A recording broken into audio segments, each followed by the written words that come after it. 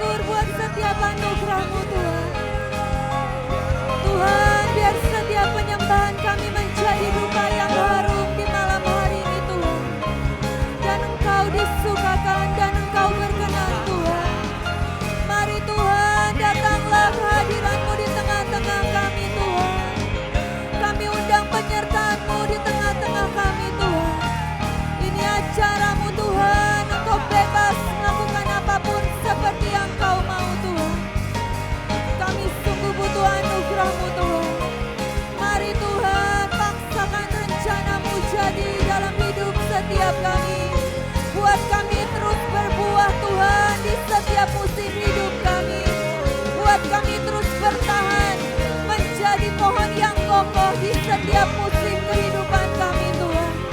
Biar jaminan-Mu, anugerah-Mu Tuhan tetap bersama dengan kami Tuhan.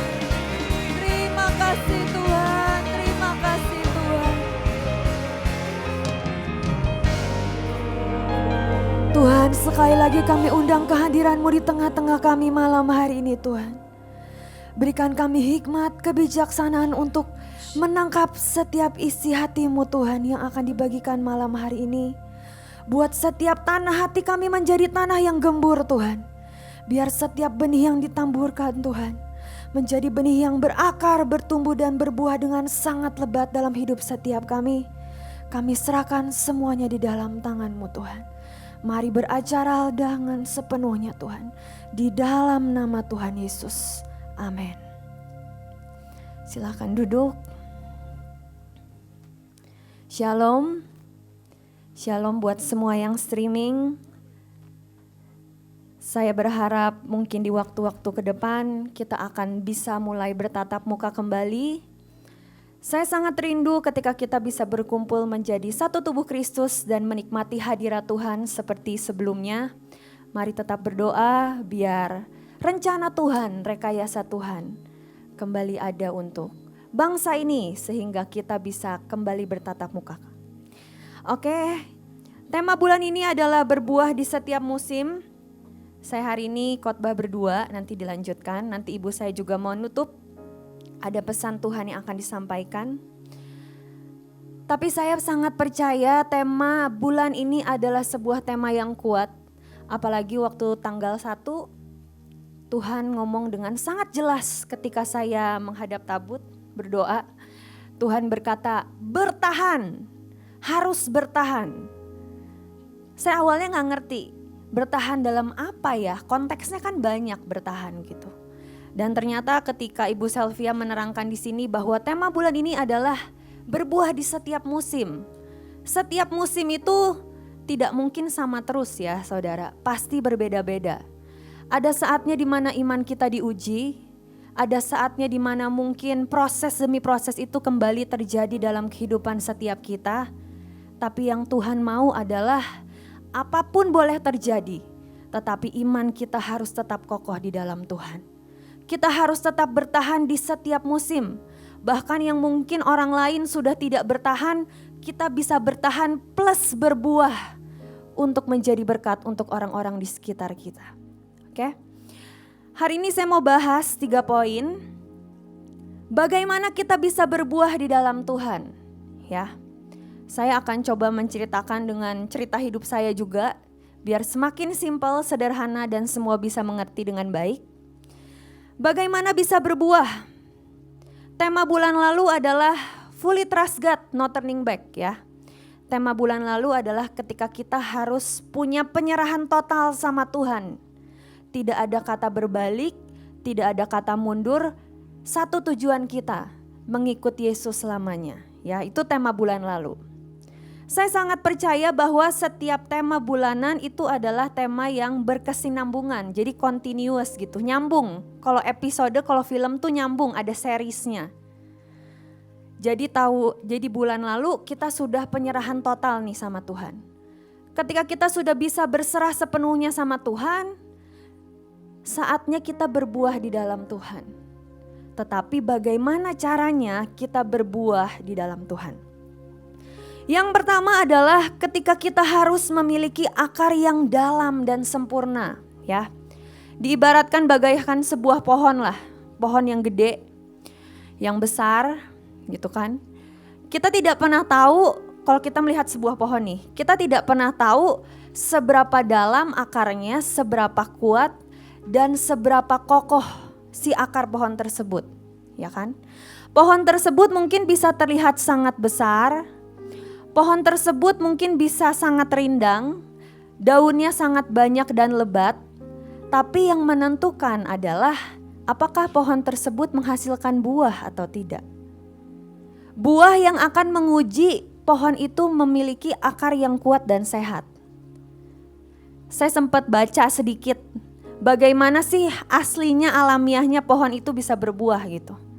Pohon itu bisa berbuah ketika dia mempunyai kebutuhan makanan yang cukup dan energi yang disimpan itu disimpan di buah.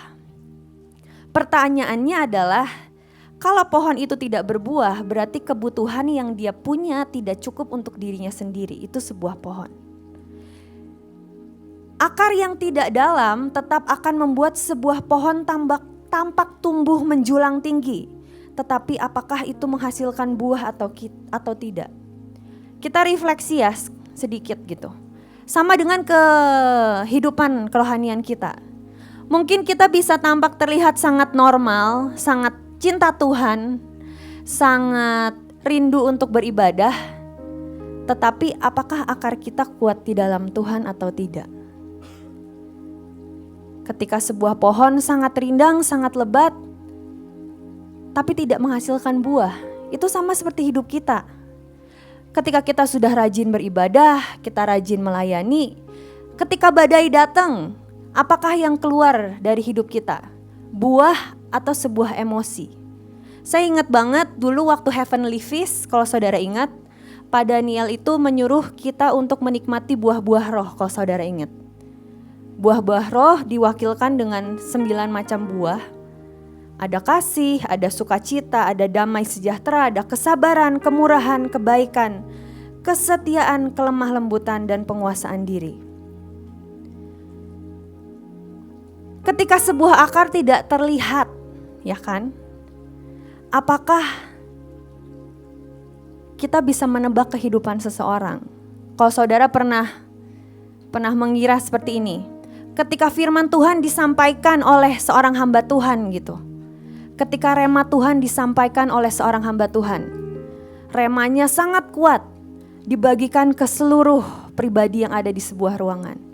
Tapi yang terjadi remanya hanya kepada 3 atau 10 orang atau mungkin 15 orang dari antara 100 orang. Itu kenapa? Apakah ada yang salah atau tidak? Apakah benih ilahi yang selalu dibagikan akan selalu tertanam di tanah yang gembur? Anggaplah tanah yang gembur adalah hati kita masing-masing. Kalau kita mempunyai tanah yang gembur, setiap benih ilahi yang ditaburkan itu akan menjadi pohon atau tanaman yang sangat subur, bahkan berbuah dengan sangat lebat. Tetapi kalau akarnya tidak kuat, apapun yang dibagikan itu akan menjadi sebuah hal yang sia-sia. Ya, saya diingatkan Tuhan waktu membuat ini tentang akar yang dalam dan sempurna. Saya ini kan dulu punya cita-cita menjadi seorang psikolog ya. Kenapa? Karena saya melihat adik saya lah. Dulu dia sangat punya keterbatasan gitu, tapi sekarang Tuhan sudah pulihkan dengan sangat ajaib.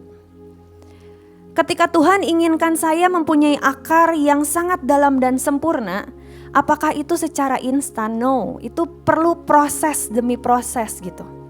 Bahkan Tuhan mengizinkan saya untuk mengikuti yang namanya tes demi tes dalam sebuah universitas gitu. Namanya manusia tuh kita selalu berjuang untuk keinginan kita terjadi, betul? Terkadang Tuhan udah bilang enggak pun kita tetap bersikeras harus terjadi gitu. Tapi sampai suatu titik Tuhan berkata, "Nak, panggilanmu bukan itu," gitu. Suatu hari akhirnya saya masuk ke dalam sebuah jurusan fashion design. Tetapi gak sampai di sana gitu. Ketika Tuhan ingin membuat akar kita dalam dan kuat, banyak proses yang terjadi. Kalau dibilang kamu bisa gambar gak lah? Saya gak bisa gambar sama sekali. Saya gak bisa gambar. Bahkan menjahit pun saya tidak bisa gitu. Tetapi ketika saya harus mempunyai akar yang dalam dan kuat, Tuhan itu kembali, saya ditawarkan ikut lomba ini, saya ditawarkan untuk ikut masuk ke sekolah desain ini dan itu gitu. Saya gak ngerti sebenarnya, kenapa sih Tuhan harus seperti itu gitu. Sama halnya ya saudara, ketika saya mungkin hari ini harus berdiri di depan sini gitu. Saya dari dulu selalu nanya sama ayah saya, "Pah, kenapa sih Lala tuh selalu harus dilatih untuk berbicara di depan umum gitu? Kenapa gitu? Kan masih banyak orang di tempat ini, masih banyak pemimpin, masih banyak pastoral gitu." Ayah saya cuma berkata satu hal, "Kamu gak pernah tahu apa yang Tuhan sediakan untuk kamu di depan. Tidak ada fondasi yang instan. Fondasi itu semuanya harus dipupuk dari awal," katanya. Sejak kecil, waktu saya masih SD atau SMP deh kalau gak salah, ayah saya itu selalu paling bersuka cita gitu. Kalau saya tiba-tiba dipilih jadi ketua kelas lah, dipilih jadi ketua OSIS lah, dipilih jadi ketua apapun lah, pemimpin gitu. Saya sampai bingung gitu, saya gak ngapa-ngapain, tapi kok di kesempatan demi kesempatan tuh selalu diberikan gitu. Saya selalu bilang sama ayah saya, "Pah, kenapa sih harus percaya aja, belajar. Suatu hari nanti pasti kamu perlukan itu." Dan akhirnya saya cuma lumayan mengerti gitu sampai hari ini. Kalau dari dulu Tuhan tidak pernah mengajarkan saya bagaimana saya memimpin, bagaimana saya mengelola semuanya, saya mungkin tidak bisa berdiri di tempat ini sampai sekarang. Lanjutkan, Matius 13 ayat 8 berkata bahwa dan sebagian benih jatuh di tanah yang baik lalu berbuah. Yang ditaburkan di tanah yang baik ialah orang yang mendengar firman itu dan mengerti dan karena itu ia berbuah. Mari punyai sebuah akar yang dalam di dalam Tuhan. Saya percaya apapun yang terjadi dalam kehidupan setiap kita, apapun yang terjadi dalam setiap musim hidup kita, mau itu proses demi proses, mau itu jalan yang berliku-liku, mari nikmati bersama dengan Tuhan. Biar itu menjadi akar yang sangat dalam dan sempurna. Ya. Yang kedua, ketika kita bertemu dengan sumbernya, kalau sebuah pohon harus berbuah dengan sangat lebat, dia harus bertemu dengan sumbernya. Ya. Bertemu dengan sumbernya itu kan, kalau akar pohon dia akan mencari bagaimana caranya si akar itu akan ketemu dengan sumber mata air. Kalau enggak dia tidak akan pernah berbuah. Saya pernah mendengar sebuah pertanyaan gitu. Kalau saya tuh ingin cari Tuhan tapi kok terkadang saya tidak merasakan Tuhan ya, katanya. Saya sedang bergumul dengan sebuah masalah nih, tapi kok kelihatannya tidak ada jawabannya ya. Jangan pernah menyerah gitu saudara. Seperti sebuah akar yang akan terus mencari sampai mata air itu ketemu. Saya pernah mendengar juga ada sebuah khotbah mengatakan, cari Tuhan sampai kita bisa menggetarkan hati Tuhan. Sampai apapun yang kita kerjakan itu Tuhan berkenan, Tuhan disukakan gitu.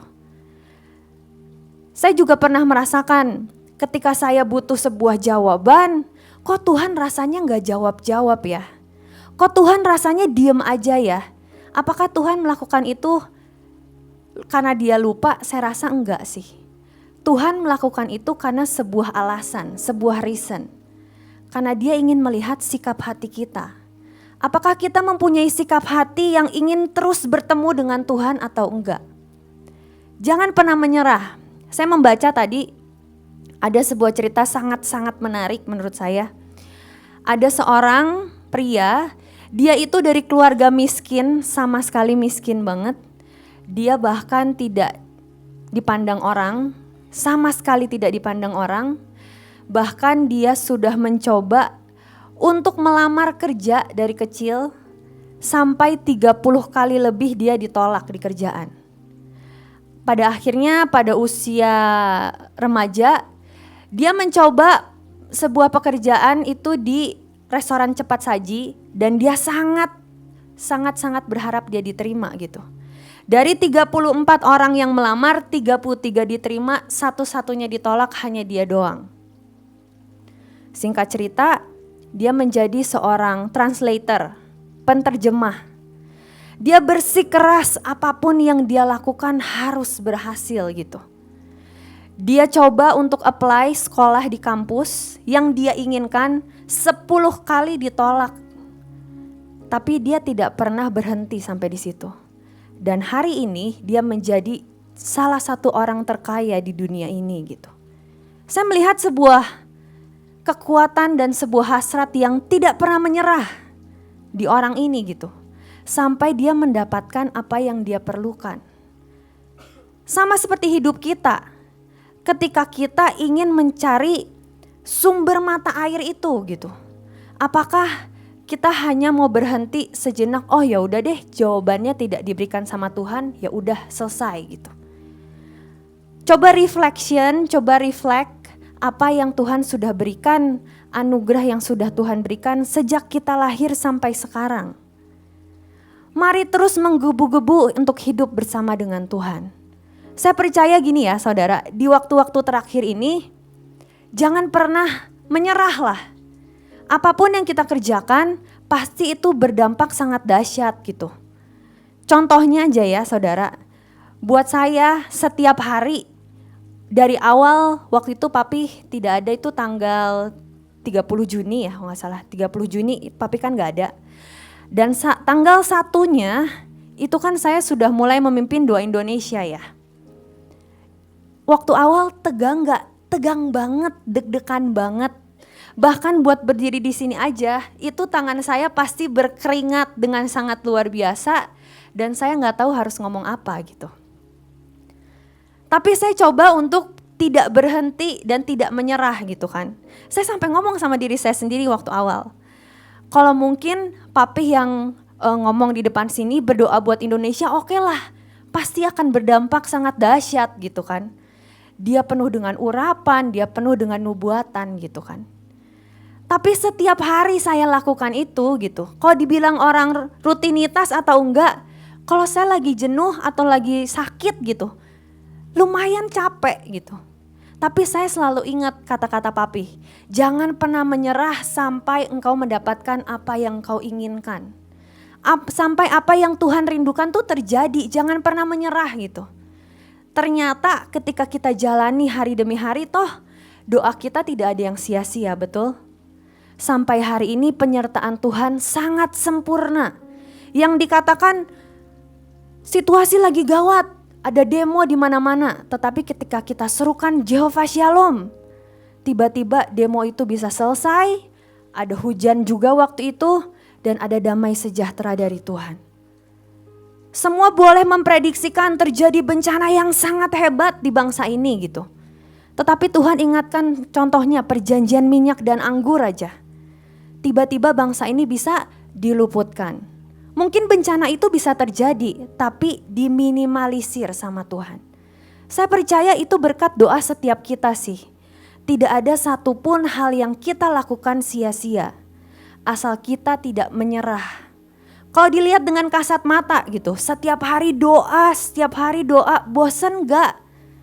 Mungkin ada saat-saatnya ketika kita capek bosen gitu.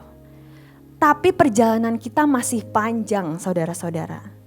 Mari terus berjuang sampai apa yang menjadi kerinduan Tuhan terjadi dan digenapi atas bangsa ini. Itu kunci yang kedua, yaitu bertemu dengan sumbernya. Yang ketiga, jadilah pohon yang berbuah dengan sangat lebat. Dan ketika Tuhan datangi kita, jangan kita didapati untuk tidak berbuah. Saya ini melihat dari sebuah perumpamaan ya di Alkitab di Lukas 13. Itu kan dikatakan, lalu ia berkata kepada pengurus kebun itu, sudah 3 tahun aku datang mencari buah pada pohon ara itu dan aku tidak menemukannya. Tebanglah pohon ini, untuk apa ia hidup di tanah ini percuma katanya. Ini kan kisah tentang pohon ara di mana ada seorang petani lah. Dia menanamkan pohon ara di tengah kebun anggurnya gitu. Dia sudah menantikan 3 tahun lamanya. Pada saat menantikan 3 tahun lamanya, tiba-tiba pohon itu tidak berbuah.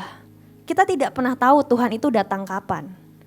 Kita tidak pernah tahu Tuhan melihat kita kapan. Kapan Kairos itu datang. Mari terus berbuah setiap saat saudara. Karena sebenarnya saya itu baca, pohon ara itu kan adalah pohon yang sebenarnya dia itu bisa tumbuh subur di mana aja harusnya. Dia bahkan bisa berbuah 10 bulan dari setahun, bayangkan. Hanya 2 bulan dia tidak berbuah. Bahkan katanya di semak belukar pun si pohon ara ini kan harusnya dia tumbuh gitu. Tapi pertanyaannya kenapa waktu itu ketika sudah ditunggu 3 tahun itu tidak berbuah? Ya kan? Ketika Tuhan menempatkan kita dimanapun, mari menjadi terang-terangnya Tuhan. Ibu Selvi pernah sharing juga di Big kemarin. Mau seperti apapun proses kehidupan kita, ketika kita semakin diproses, semakin ditekan sama Tuhan, biar kita menjadi terang dimanapun kita ditempatkan. Mungkin kita terlihat sangat berbeda gitu kan. Tapi percayalah kalau ada Tuhan bersama dengan kita, pasti kita akan didapati berbuah di setiap musim.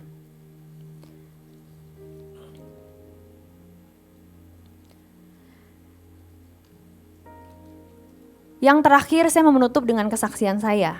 Tadi kan saya udah bahas tentang mempunyai akar yang dalam, ya kan?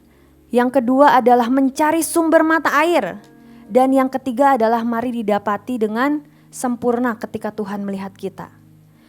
Balik lagi ke kesaksian saya, ketika saya dulu disuruh Tuhan menjadi seorang fashion designer gitu, saya gak pernah tahu bahwa suatu hari nanti saya harus menjadi seperti sekarang ini gitu. Tetapi ketika saya nurut sama Tuhan, ternyata waktu Tuhan itu adalah waktu yang terbaik. Saya gak merasa bahwa saya bisa di awal, tetapi pada akhirnya Tuhan memampukan semuanya dan menjadikan itu nyata.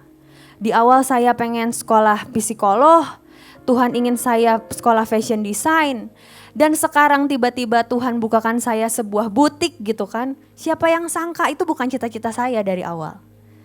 Dan apa yang saya rasakan buahnya adalah ketika saya bisa membuat jubah, dan jubah itu bisa memberkati orang-orang di sekitar saya. Pada saat awalnya saya bingung gitu, saya buat jubah, buat apa ya gitu. Tetapi ketika saya melakukan itu dengan sebuah kesetiaan, tiba-tiba banyak kesaksian bermunculan dari jubah-jubah tersebut. Saya bahkan kalau gambar jubah itu saudara, saya itu gak pernah ketemu orangnya gini loh. Saya desainin ya buat kamu gitu, saya gak pernah ketemu sama mereka. Saya hanya coba menggambar apa yang saya dapat dari Tuhan, dan banyak kesaksian demi kesaksian yang Tuhan berikan. Ada yang sampai mengatakan bahwa kok jubahnya bisa persis ya sama yang saya dapat gitu. Mari percaya sama Tuhan. Walaupun mungkin proses awalnya susah, tetapi kalau kita mau tekun berjalan sama Tuhan, mencari sumber mata airnya itu, Tuhan akan berjalan kok sama kita gitu. Sampai pada akhirnya apa yang menjadi panggilan kita, apa yang menjadi destiny kita itu pasti tercapai bersama dengan Tuhan. Dan percayalah bukan hanya di situ, buah-buahnya akan dinikmati dengan orang-orang di sekitar kita. Saya mau tutup dengan ayat ini. Dari Markus 4 ayat 26 sampai 28. Ya, boleh kita baca bareng-bareng ya.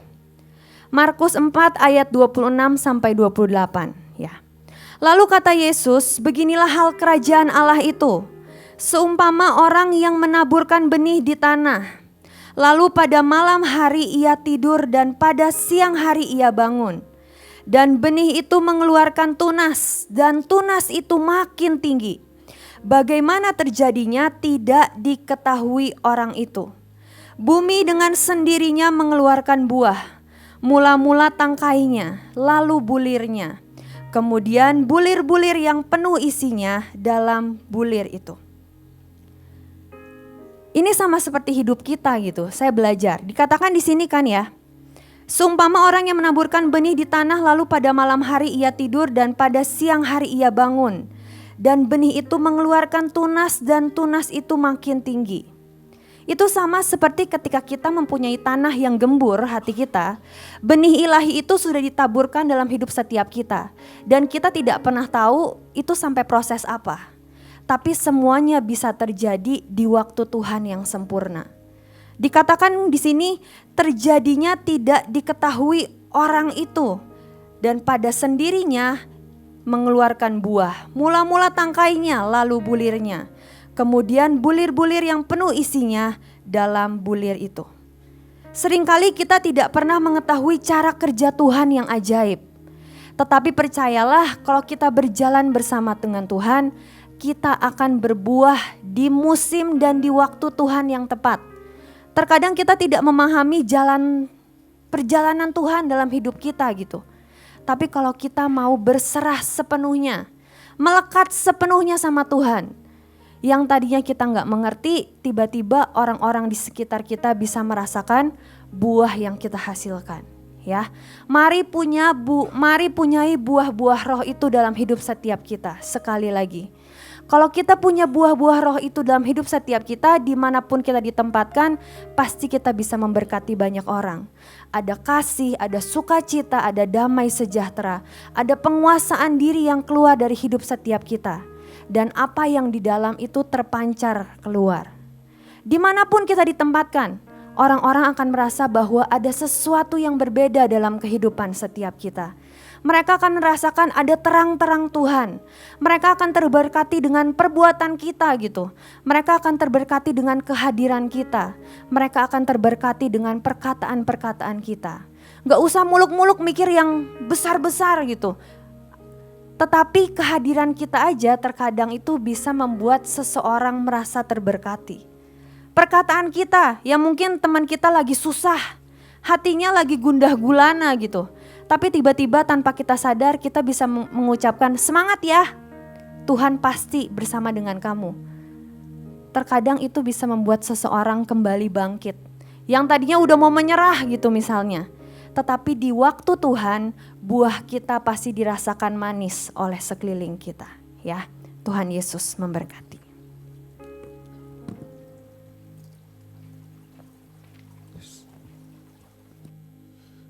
Shalom semuanya.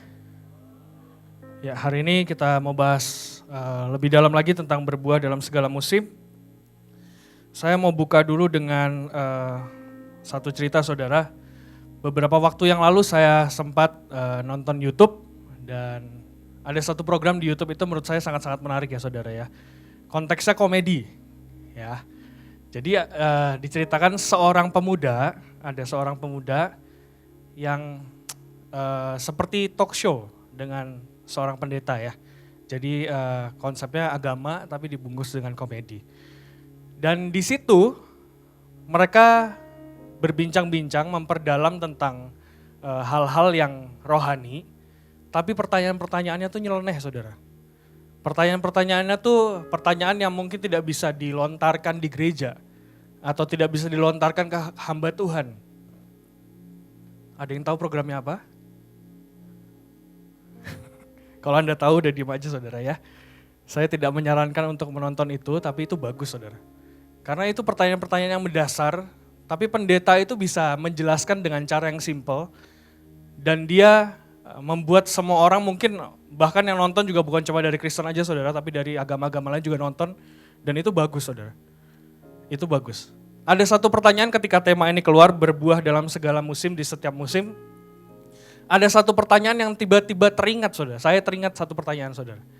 Pemuda ini bertanya kepada pendeta tersebut, kenapa sih orang Kristen itu kalau khotbah, kalau menceritakan tentang sesuatu, selalu pakai perumpamaan. Saya sempat dengar juga kalau orang Kristen itu punya yang namanya buah-buah roh. Buah-buah roh itu bentuknya kayak gimana? Apakah buah-buah roh itu buah yang kayak biasa, buah apel, anggur, jeruk mungkin yang bisa dijus katanya. Seketika itu juga pendeta itu tertawa saudara. Dan dia berikan satu kalimat kepada pemuda tersebut dan ini sebenarnya yang jadi esensi kita untuk berbuah dalam segala musim.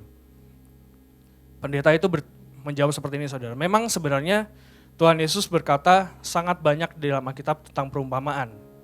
Tapi yang dimaksud tentang buah roh itu bukan buah yang bisa dijus. Bukan buah yang mungkin bisa kita pegang. Tapi buah roh itu adalah sesuatu yang lahir dari dalam hidup kita sebagai orang percaya yang dapat dinikmati oleh orang lain. Itu buah roh saudara. Dari perkataan itu saya tangkap satu hal. kita sebagai orang percaya harus menjadi orang-orang yang dapat berbuah bagi orang lain. Mungkin segala hal yang kita obrolkan di sini hanya untuk kalangan sendiri, saudara. Tapi ketika kita keluar ke dunia luar, apa yang mereka nikmati? Yang mereka nikmati adalah buah dari dalam hidup kita. Bukan tentang bahasa-bahasa internal, saudara. Tapi biar buah-buah roh itu yang keluar dari dalam hidup kita. Dan dapat dinikmati oleh semua orang. Bukan hanya dari satu golongan, tapi dari semua golongan yang ada. Ketika mereka bertemu dengan kita, mereka merasakan ada buah yang lahir dari dalam hidup kita. Hari ini kita mau belajar, saudara, tentang bagaimana caranya untuk kita berbuah dalam segala musim. Yang namanya buah itu pasti ada musimnya, saudara, betul ya? Pasti ada musimnya. Tapi sekarang kita mau belajar bagaimana caranya untuk kita berbuah dalam segala musim. Kita mau baca dulu, saudara, Mazmur 1 ayat 1 sampai 6.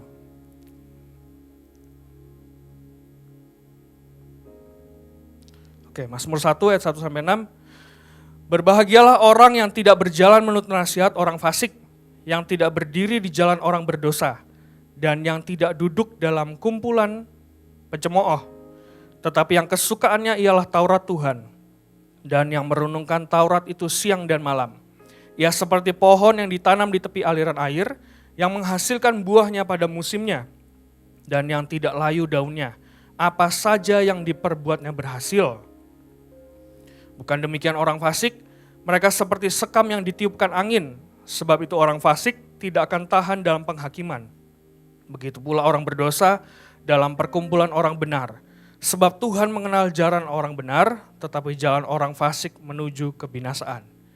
Jadi salah satu ciri kita sebagai orang benar, orang yang dibenarkan oleh karena Tuhan sebagai orang yang percaya, adalah kita harus berbuah, saudara. Di sini dikatakan orang yang benar, ia akan seperti pohon yang ditanam di tepi aliran air yang menghasilkan buahnya. Dan di sini dikatakan juga, bukan demikian orang fasik, mereka seperti sekam yang ditiupkan angin. Ketika saya mempelajari tentang hal ini, saudara, biasanya saya hanya membaca selewat saja. Oke lah, saya tahu sekam itu ya mungkin suatu benda yang ya mungkin ditiupkan oleh angin, dia langsung bisa terbang kemana saja angin berhembus. Tapi sebenarnya saya tuh tadinya nggak tahu, saudara, sekam itu apa. Saya pikir tuh cuma kayak debu yang udah terbang-terbang aja. Tapi ternyata ketika saya pelajari benih pohon yang berbuah dan sekam, itu dua hal yang berbeda, saudara. Ketika berbicara tentang pohon yang berbuah, itu artinya benih tersebut melalui suatu proses pertumbuhan, dia bertumbuh, dia mengisi yang di dalam dia berbobot, dia hidup, akhirnya menghasilkan buah dan dia menjadi berharga. Beda dengan sekam, saudara. Kalau saudara tahu, sekam itu adalah kulit luar dari benih. Artinya apa? Dalamnya kosong, saudara. Tidak ada yang ada, sekam itu tidak ada dalamnya, tidak ada isinya. Dan sekam itu adalah kulit luar dari benih, dia mati, dia tidak berisi apapun, dia gampang terbawa oleh angin, dia ringan dan tidak ada harganya, saudara. Jadi ini perbedaan yang sangat-sangat mencolok. Apakah kita mau menjadi seperti benih yang akhirnya bertumbuh dan berbuah, atau kita mau menjadi seperti sekam yang akhirnya tergoyang-goyang terbawa oleh angin? Pilihannya ada di antara saudara dan saya. Pilihannya adalah antara kita dengan Tuhan. Di hidup kita sendiri, saudara. Sekam itu, kalau saudara mengerti cara pembuatan beras, itu seperti yang dilempar-lempar sama petani sehingga terbawa oleh angin dan tinggal berasnya aja. Nah, itu sekam, saudara. Jadi dia gampang terbawa oleh angin. Yang membedakan antara benih yang akhirnya bertumbuh dan berbuah dan sekam adalah bagaimana kita mengisi hidup kita. Itu yang membedakan, saudara. Contoh simpelnya kayak gini, saudara. Saya ini orang yang belajar saham, saudara ya. Saya belajar saham selama mungkin 3-4 tahun terakhir, saya belajar saham. Dan 2 tahun awal saya belajar saham, saudara, itu sebenarnya masa-masa tersulit dalam saham. Karena seperti saudara tahu, banyak orang masuk ke saham itu karena pengen duit cepat, saudara. Dia tidak mempelajari basicnya, dia tidak mempelajari emosinya, dia tidak mempelajari teorinya, dia tidak mempelajari bagaimana price actionnya dan lain sebagainya. Selama 2 tahun lebih, saudara, saya masuk di saham, tidak ada yang namanya untung. Tapi benar-benar karena saya melatih hidup saya, saudara. Itu bagian-bagian dari dalam hidup saya yang mengisi hidup saya.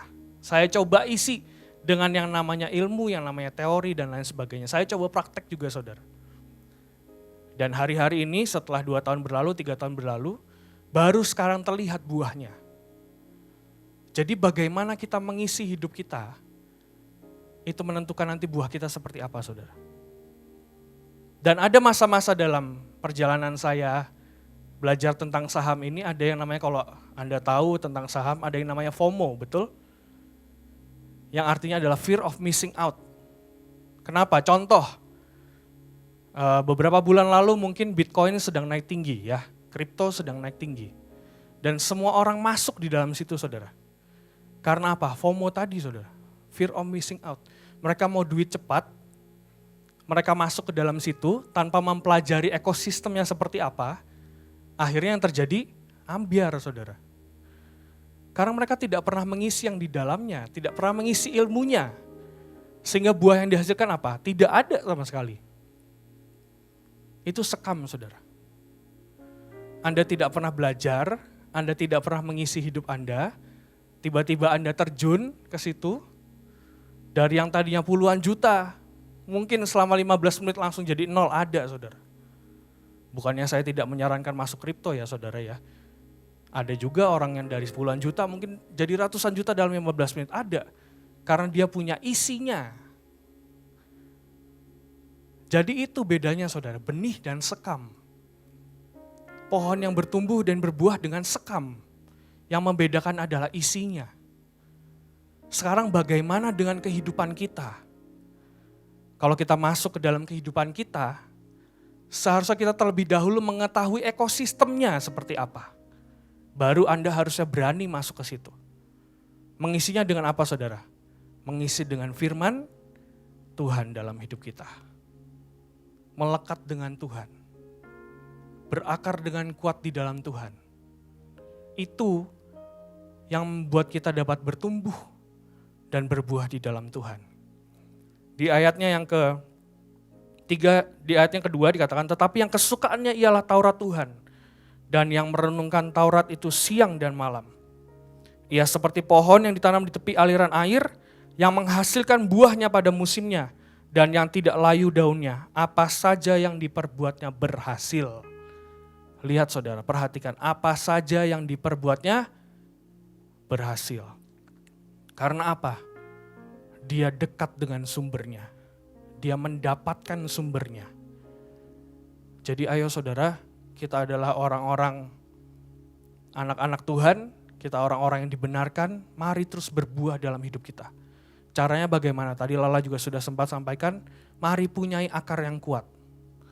Akar yang kuat yang dapat menerobos sampai mencapai sumber air itu. Dan ketika kita mendapatkan sumber air itu, ayo serap sebanyak-banyaknya. Kalau tema bulan ini adalah berbuah dalam segala musim, artinya apa, saudara? Ayo serap sebanyak-banyaknya dari Tuhan. Dalam segala hal, dalam setiap waktu, dalam setiap musim dalam hidup kita, ayo serap yang dari Tuhan. Karena ketika kita menyerap itu, saudara, ketika kita mengisi hidup kita, itu yang menentukan seberapa buah kita dapat dinikmati oleh orang lain dan untuk diri kita sendiri. Ayo punyai akar yang kuat. Temukan sumbernya. Temukan sumbernya, saudara. Ketika di sini dikatakan merenungkan firman Tuhan, itu beda dengan meditasi, saudara. Kalau saudara tahu, mungkin merenungkan untuk orang dunia mereka berkata meditasi. Meditasi itu mengosongkan pikiran, saudara. Tapi ketika ini dikatakan merenungkan firman Tuhan, artinya apa? Mengisi hidup kita dengan firman Tuhan. Bukan mengosongkan, tapi membuat firman Tuhan masuk dalam hidup kita. Itu yang harus kita lakukan sepanjang bulan ini, saudara. Bahkan mungkin untuk bulan-bulan di depan, ayo terus lakukan mengisi. Sampai kita didapati benar-benar bertumbuh dan berbuah. Mengisinya dengan cara seperti apa, saudara? Ketika Anda mendengarkan firman Tuhan seperti ini, tidak hanya masuk kuping kiri dan keluar kuping kanan. Tapi benar-benar masuk kuping kiri, renungkan dalam pikiranmu. Masukkan ke dalam hatimu, sampai itu terjadi dalam hidupmu, saudara. Itu yang namanya merenungkan firman Tuhan. Amin. Amin. Ini PR untuk setiap kita, saudara. Ayo renungkan firman Tuhan. Ayo isi hidup kita dengan firman Tuhan. Benar-benar isi yang di dalam kita dengan firman Tuhan. Sampai kita dapat menghasilkan buah yang dapat dinikmati oleh semua orang. Selanjutnya, Matius 3 ayat 8-10. Saya bacakan. Jadi hasilkanlah buah yang sesuai dengan pertobatan. Dan janganlah mengira bahwa kamu dapat berkata dalam hatimu, Abraham adalah bapa kami. Karena aku berkata kepadamu, Allah dapat menjadikan anak-anak bagi Abraham dari batu-batu ini. Kapak sudah tersedia pada akar pohon, dan setiap pohon yang tidak menghasilkan buah yang baik pasti ditebang dan dibuang ke dalam api.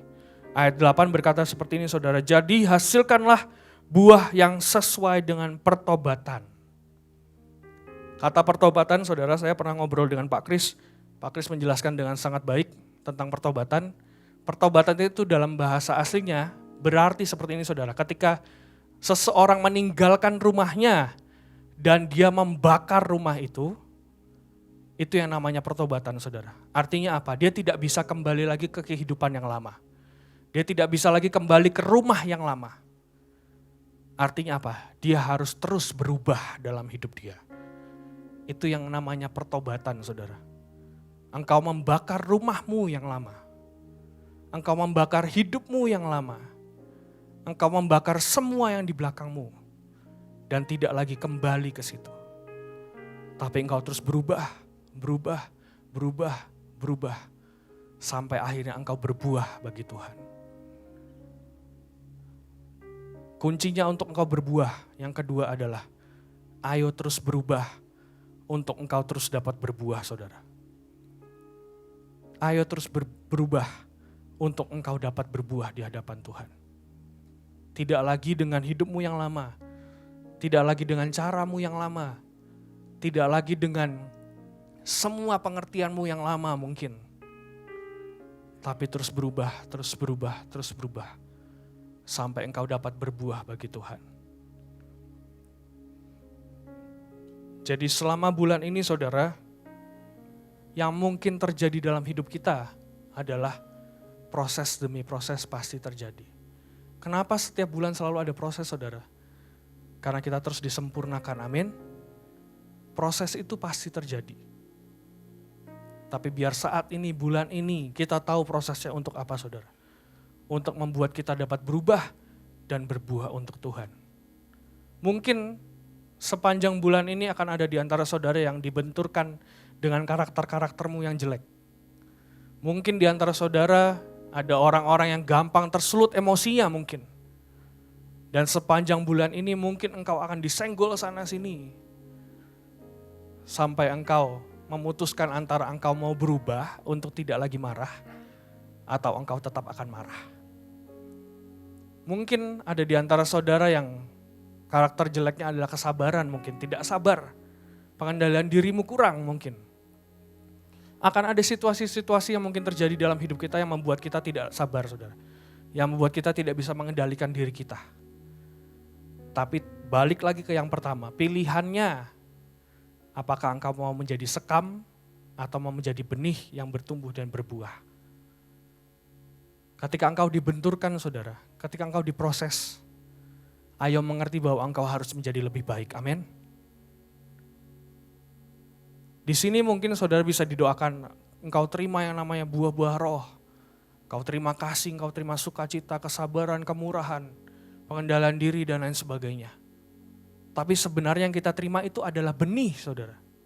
Bukan berarti ketika engkau didoakan, engkau terima kesabaran.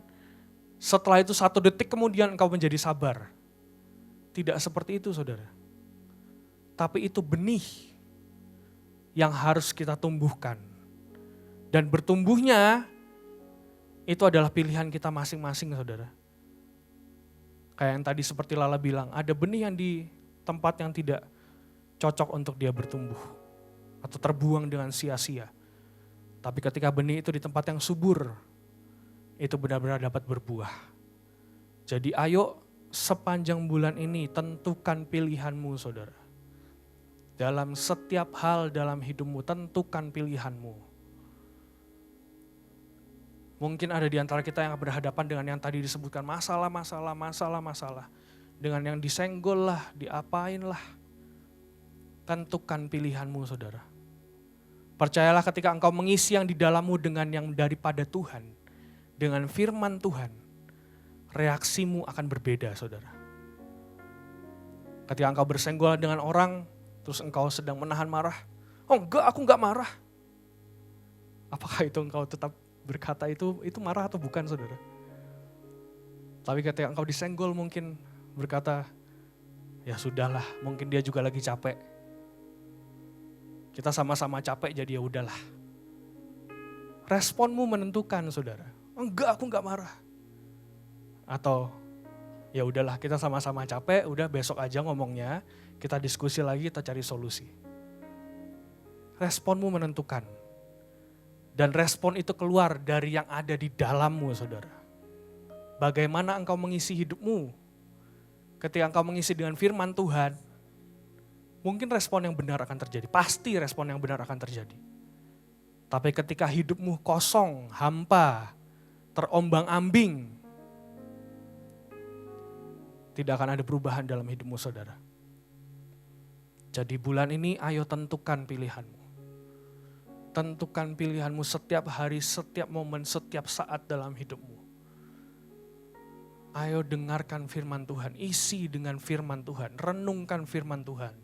Benar-benar melekat dengan sumbernya, saudara. Sampai kita dapat berbuah, amin. Amin. Boleh saya minta pemusik maju ke depan? Ada satu ayat dalam firman Tuhan, saudara, Matius 21 ayat 18-19. Boleh ditampilkan? Matius 21 ayat 18-19. Saya percaya ini yang sedang terjadi akhir-akhir ini, saudara. Dalam bulan-bulan ini, saudara, ini yang sedang terjadi. Matius 21 ayat 18 berkata, pada pagi-pagi hari dalam perjalanannya kembali ke kota, Yesus merasa lapar. Dekat jalan ia melihat pohon ara, lalu pergi ke situ. Tetapi ia tidak mendapat apa-apa pada pohon itu, selain daun-daun saja. Katanya kepada pohon itu, engkau tidak akan berbuah lagi selama-lamanya. Dan seketika itu juga keringlah pohon ara itu. Ya, sampai situ ya, saudara ya. Sekali lagi, pada pagi-pagi hari dalam perjalanannya kembali ke kota, Yesus merasa lapar. Dan saat itu Yesus melihat sebuah pohon ara, saudara. Dilihat dari daunnya, dilihat dari kondisinya, mungkin dia sudah berbuah. Tapi ketika Yesus datang mendekat, apa yang dia temui? Tidak ada satupun buah yang dia temui. Dan kita tahu kelanjutannya, pohon ara itu akhirnya menjadi kering dan tidak akan lagi berbuah. Hari-hari ini, saudara, mungkin ini yang sedang terjadi dalam hidup kita. Yesus sedang lapar. Dan Yesus sedang mau dipuaskan olehmu, saudara. Yesus sedang ingin dipuaskan oleh buah-buah daripadamu. Jangan sampai ketika Yesus lapar dan Yesus sedang ingin dipuaskan olehmu, engkau tidak dapat memberikan buah apapun dari hidupmu, saudara. Saya percaya ini yang sedang terjadi hari-hari ini. Bahkan untuk bulan ini mungkin. Kenapa Tuhan berkata berbuah dalam segala musim? Supaya kita tetap dapat menyenangkan Tuhan dalam segala musim hidup kita. Amin. Yesus sedang lapar, saudara. Yesus sedang mencari kepuasan dari hidupmu.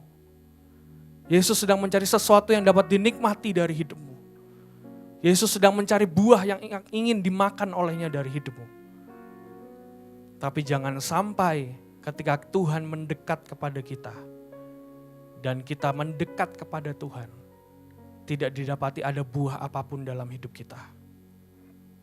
Jangan sampai itu terjadi. Setiap ranting yang tidak berbuah dikatakan apa? Akan dipotong. Setiap pohon yang tidak berbuah, akhirnya Tuhan berkata, tidak lagi akan ada buah yang keluar dari dalam hidupmu. Tapi ketika engkau berbuah, engkau mungkin akan dikerat, saudara. Dikerat enak atau tidak? Tidak. Tapi itu akan menghasilkan buah yang lebih lebat lagi, saudara. Saya mau kita nyanyikan satu lagu, saudara, Lekatkan Hatiku.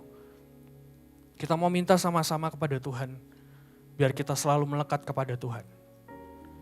Apapun yang terjadi dalam hidup kita, apapun musim yang sedang kita alami, biar kita didapati selalu melekat dengan Tuhan. Karena ketika kita melekat dengan Tuhan, saya percaya yang terbaik akan kau hasilkan dari dalam hidupmu, saudara. Karena engkau mengisi hidupmu dengan yang terbaik. Lekatkan hatiku, melekat dengan hati. Mari renungkan, saudara, mari renungkan semuanya. Mari renungkan setiap firman yang sudah di-sharingkan hari ini, saudara. Langkahku sejalan dengan firman-Mu, tepatkan semua yang ku buat seperti yang Bapa mau. Datanglah kerajaan-Mu, jadilah kehendak-Mu di bumi seperti di surga. Lekatkan hatiku, Ya Tuhan, ya Tuhan. melekat dengan hati-Mu, tetapkan langkahku sejalan dengan firman-Mu, tepatkan semua yang ku buat seperti yang Bapa mau. Datanglah kerajaan-Mu, jadilah kehendak-Mu di bumi seperti di surga. Lekatkan hatiku, melekat dengan hati-Mu. Mari kita sama-sama bangkit berdiri, saudara. Tetapkan langkahku sejalan dengan firman-Mu, tepatkan semua yang ku buat seperti yang Bapa mau. Datanglah kerajaan-Mu, jadilah kehendak-Mu di bumi seperti di surga. Tuhan, hamba-Mu berdoa, Tuhan, buat setiap anak-anak-Mu yang hari ini mengikuti persekutuan ini, Tuhan. Mari Tuhan, biar Kau yang bawa kami terus melekat kepadamu, Tuhan. Dalam setiap musim hidup kami, Tuhan. Baik itu masalah mungkin yang sedang dihadapi, baik itu situasi yang sedang merintangi. Tapi kami percaya, Tuhan, biar Engkau yang berikan jaminan-Mu saat ini, Tuhan. Untuk kami dapat terus melekat kepadamu, Tuhan. Buat kami terus dapat menemukan sumber itu Tuhan, yaitu Engkau sendiri. Buat kami dapat menemukan-Mu Tuhan. Bahkan dalam setiap masa-masa kelam dalam hidup kami. Buat kami dapat melihat-Mu. Buat kami dapat merasakan-Mu Tuhan. Buat kami dapat memiliki-Mu Tuhan sebagai sumber yang terbaik dalam hidup kami. Kami tidak mau menjadi seperti sekam Tuhan yang terombang-ambing oleh angin. Tapi biar kami menjadi benih yang terus bertumbuh menjadi pohon yang sangat-sangat kuat. Memiliki akar yang kuat Tuhan. Yang ditanam di tepi aliran air. Dan yang terus bertumbuh dan menghasilkan buah yang terbaik Tuhan. Mari mampukan setiap kami Tuhan. Mampukan setiap kami. Mampukan setiap kami Tuhan. Seperti yang bagus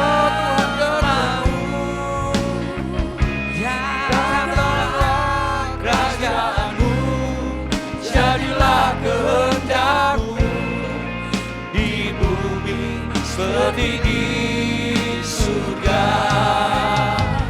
Datanglah kerajaanmu, jadilah kehendak-Mu